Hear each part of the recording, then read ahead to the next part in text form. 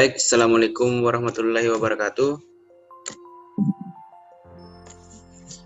Waalaikumsalam warahmatullahi wabarakatuh, Pak. Selamat pagi anak-anak. Semoga Pagi, Pak. kita dalam keadaan sehat walafiat. Sebelum kita masuki pembelajaran kita pada hari ini, alangkah baiknya kita berdoa terlebih dahulu. Oke, untuk saudara Wilfan, sebagai ketua kelas, pimpin doanya. Baik, Pak. Sebelum kita melaksanakan pembelajaran untuk hari ini, alangkah baiknya kita membaca doa terlebih dahulu. Menurut keyakinan kita masing-masing, doa dimulai.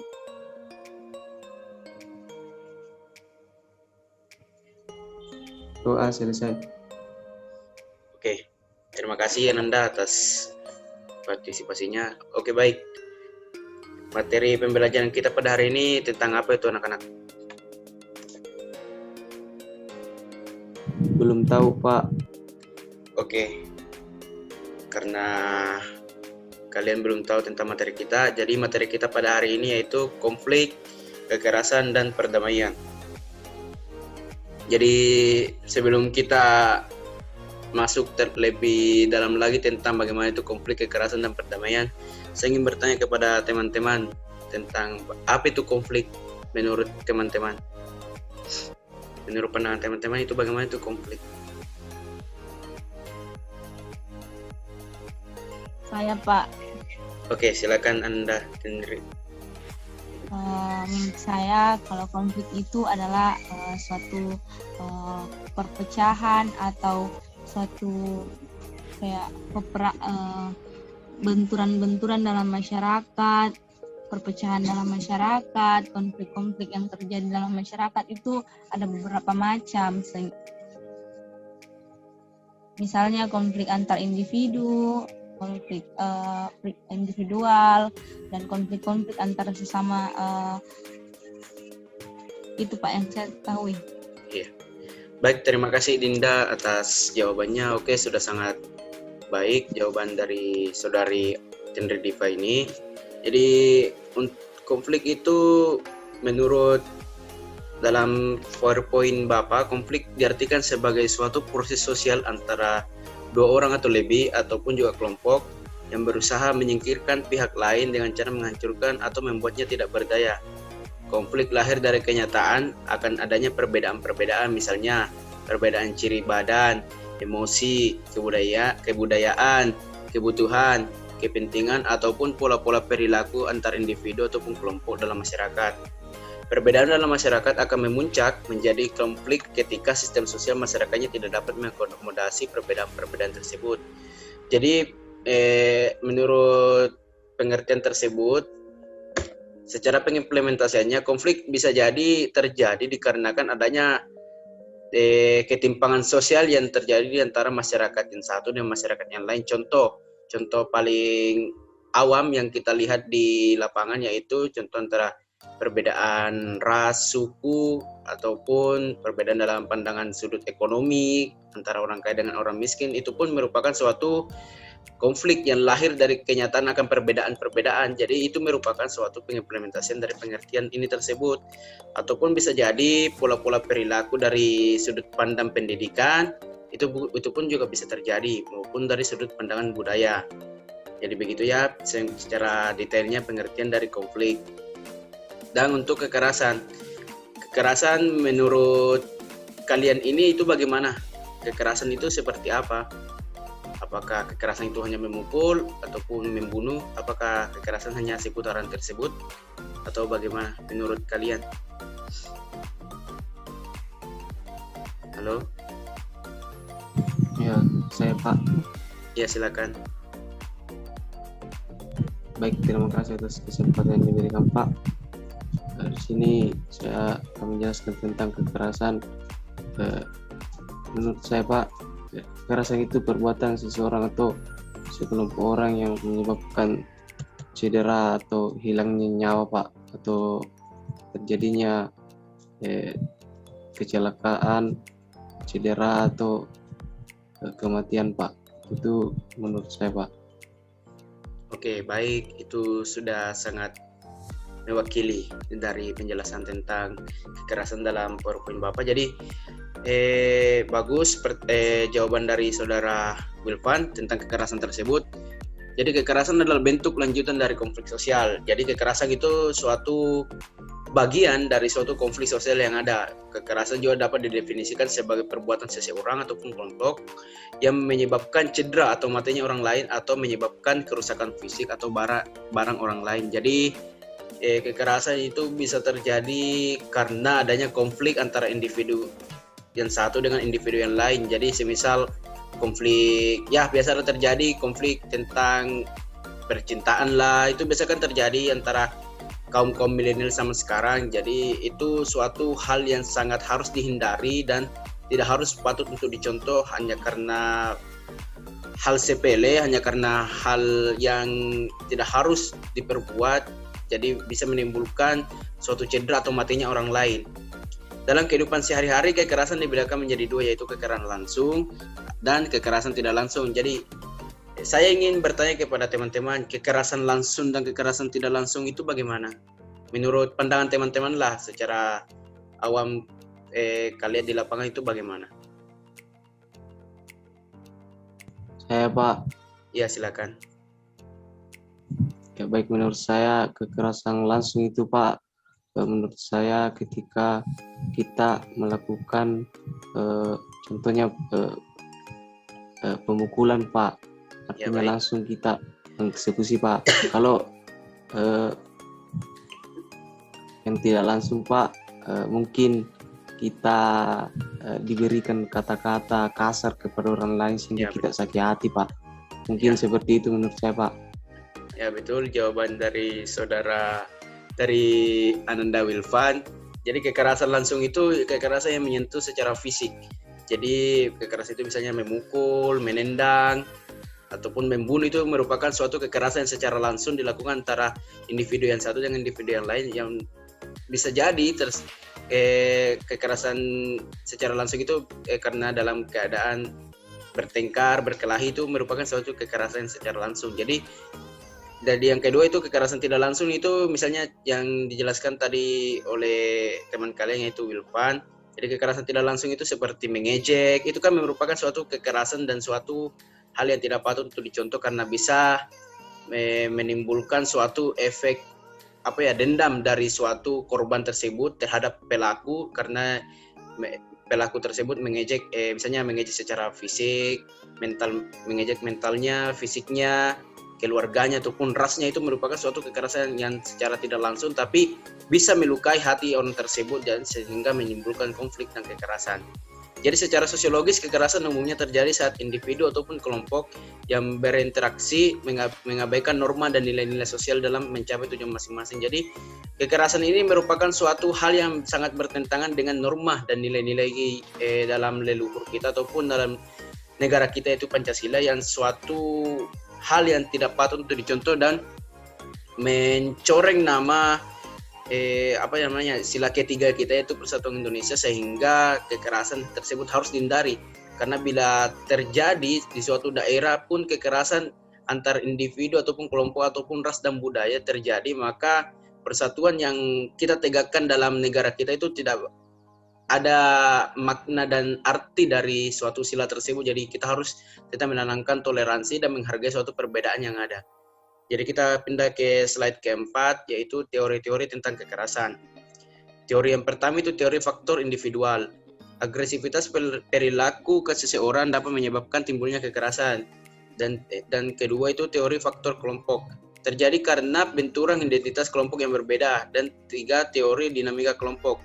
Kekerasan yang timbul karena adanya deprivasi relatif atau kehilangan rasa memiliki yang terjadi dalam kelompok atau masyarakat. Jadi saya ingin menjelaskan sedikit tentang teori-teori tersebut. Teori faktor individual, agresivitas perilaku seseorang yang dapat menyebabkan timbulnya kekerasan. Jadi ya semacam contoh tadi, misalnya suatu individu satu dengan individu yang lain itu bisa menyebabkan suatu agresivitas perilaku seseorang dapat menyebabkan timbulnya kekerasan dikarenakan adanya faktor antara benci yang terjadi antara satu individu dengan individu yang lain, sehingga itu hal yang harus dihindari karena menyebabkan kekerasan dan menimbulkan cedera antara yang satu dengan yang lainnya. Dan yang kedua itu teori faktor kelompok.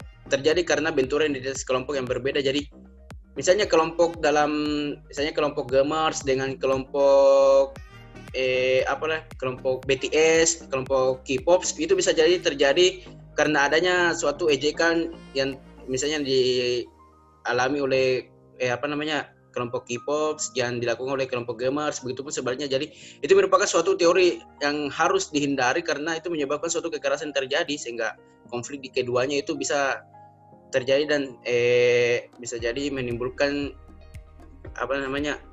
kekerasan yang tidak harus kita contoh. Dan teori dinamika kelompok itu kekerasan yang timbul karena adanya depresif relatif, kehilangan rasa memiliki yang terjadi dalam kelompok atau masyarakat. Jadi teori dinamika kelompok ini menjelaskan tentang kekerasan yang timbul karena kehilangan rasa memiliki. Jadi misalnya suatu orang dari kelompok tersebut kehilangan rasa untuk memiliki, yaitu memiliki perdamaian di dalam dirinya. Jadi bisa jadi menimbulkan suatu konflik karena rasa ingin memiliki tidak ada timbul dalam dirinya, hanya timbul dalam dirinya itu kekerasan itu aja yang ada dalam dirinya. Dan yang kelima itu perdamaian. Jadi perdamaian itu akibat yang ditimbulkan oleh konflik sosial antara lain. Pertama, bertambahnya solidaritas kelompok atau in-group feeling atau goyah dan retaknya suatu kelompok. Dan kedua, perubahan kepribadian seseorang. Ketiga, hancurnya harta benda atau korban jiwa. Keempat, akomodasi, dominasi, dan takluknya salah satu pihak. Kondisi sosial akibat konflik jelas merupakan kondisi yang tidak menyenangkan bagi salah satu pihak, terutama dari pihak yang kalah. Hal itulah yang menjadi salah satu penyebab adanya perdamaian. Istilah damai ini sering diartikan sebagai ketentraman, harmoni, dan ketenangan. Jadi perdamaian di sini merupakan suatu lawan kata dari suatu konflik tersebut, sehingga perdamaian yang seharusnya kita tanamkan pada diri kita yaitu perdamaian, bukan konflik. Akan tetapi konflik itu biasa juga terjadi dikarenakan adanya suatu ketidakadilan di dalamnya. Jadi sehingga menimbulkan konflik, dan konflik tersebut bisa outputnya yaitu perdamaian. Jadi konflik dengan perdamaian ini sebenarnya suatu dua aspek yang sangat berkesinambungan karena menyangkut keadaan sosial yang realistis di dalam. Yang keenam itu slide keenam yaitu pemetaan konflik. Pemetaan konflik menurut Simon Fisher meliputi pihak-pihak yang berkonflik dan aspirasi dari berbagai pihak. Pemetaan konflik ini adalah cara untuk menggambarkan konflik secara grafis, yaitu menghubungkan antara pihak yang bermasalah dengan pihak yang lain. Dan menurut AMR Abdallah, seorang sosiologis dari University for Peace yang dibentuk oleh PBB, juga memetakan konflik adalah dengan model source, issues, parties, attitude, behavior, intervention, dan outcome, atau biasa disingkat SIPABIO. Dan bentuk-bentuk konflik itu menurut Lewis E. Kosser membedakan konflik atas dua bentuk, yaitu konflik yang realistis dan konflik non-realistis. Berdasarkan kedua bentuk konflik tersebut, Lewis Kosser membedakan konflik atas konflik in group dan konflik of group. Ahli lain pun menjelaskan hal tersebut. Menurut Ralph Dahrendorf, membedakan konflik atas 4 macam, yaitu konflik antara peran-peran sosial, konflik antara kelompok-kelompok sosial, konflik antara kelompok-kelompok yang terorganisir dan tidak terorganisasi, dan konflik-konflik antara satuan nasional. Dan yang slide ketujuh itu isu dalam konflik. Isu dalam konflik berkaitan dengan hal-hal yang mencaut dalam konflik. Isu dalam konflik dengan demikian berkaitan dengan konflik yang terjadi. Yang pertama itu pihak yang berkonflik. Menurut Sujono Sukanto menyebutkan 5 bentuk khusus konflik atau pertentangan yang terjadi dalam masyarakat, yaitu konflik pribadi, konflik rasial, konflik antar kelas-kelas sosial, konflik politik, konflik internasional. Dari sudut psikologis sosial, menurut Ursula Lehr mengemukakan bentuk-bentuk konflik, yaitu konflik dengan orang tua sendiri, konflik dengan anak-anak sendiri, konflik dengan keluarga, konflik dengan orang lain, konflik dengan suami istri, konflik di sekolah, konflik dalam pemilihan pekerjaan, konflik agama, dan konflik pribadi. Kalau dalam dinamika konflik menurut Ward dan Bartos, dinamika konflik dapat dilihat dari tingkat kekerasan. untuk memahami dinamika konflik adalah dengan melihat sumber konflik, menganalisis karakter hubungan antara berbagai pihak yang berkonflik, mencari model tindakan yang harus dilakukan, dan yang terakhir adalah melihat pemahaman konflik. Tahapan dinamika konflik menurut Fisher adalah sebagai berikut. Prakonflik adalah adanya situasi ketidaksesuaian antara pihak satu dengan pihak yang lain. Yang kedua, konfrontasi adalah mulai terbukanya suatu konflik. Yang ketiga, krisis adalah puncak terjadinya konflik atau pecahnya suatu konflik. Dan ke-8, pasca konflik adalah keadaannya mengakhiri berbagai konflik atau konfrontasi. Jadi inilah suatu penjelasan tentang bagaimana itu isu dalam konflik, pihak yang berkonflik, dan dinamika konflik. Jadi saya ingin memberi tugas kepada kalian, yaitu di dalam slide 6 ini menjelaskan tentang pemetaan konflik dan bentuk-bentuk konflik. Jadi yang ingin saya beri tugas kepada kalian, kan sebenarnya kalian ada berapa siswa? 10 orang ya, 10 orang siswa. Jadi saya bagi 2 kelompok, yaitu 5 orang, untuk mencari tahu bagaimana pemetaan konflik menurut Hamdallah, seorang sosiologi dari Universitas Forvis, yaitu bagaimana itu tentang model source, issues, parties, attitude, behavior, intervention, dan outcome. Tolong cari penjelasannya dan berikan contoh dari penjelasan yang kalian temukan tersebut. Jadi tugas kelompok, deadline-nya itu 2 hari. Saya tunggu di emailnya untuk ketua kelas. Silakan kirim emailnya ke saya. Saya bentuk 2 kelompok, 5 orang satu kelompok. Dan untuk terakhir, apakah ada pertanyaan? Sampai di sini ada pertanyaan? Halo? Iya Pak, Ada pertanyaan? mungkin tidak ada nih Pak. Oke, Sudah baik. jelas. Oke, baik. Terima kasih Ananda sekalian atas partisipasinya dan keaktifan kalian dalam proses pembelajaran Bapak pada hari ini tentang konflik, kekerasan, dan perdamaian. Sekian dari Bapak. Terima kasih atas partisipasi teman-teman. Semoga sehat dalam keadaan dan tetap jaya dalam tantangan. Demikian dari Bapak. Wabillahi taufiq wal hidayah. Wassalamualaikum warahmatullahi wabarakatuh. Waalaikumsalam warahmatullahi wabarakatuh. Warahmatullahi Terima kasih wabarakatuh. banyak Pak.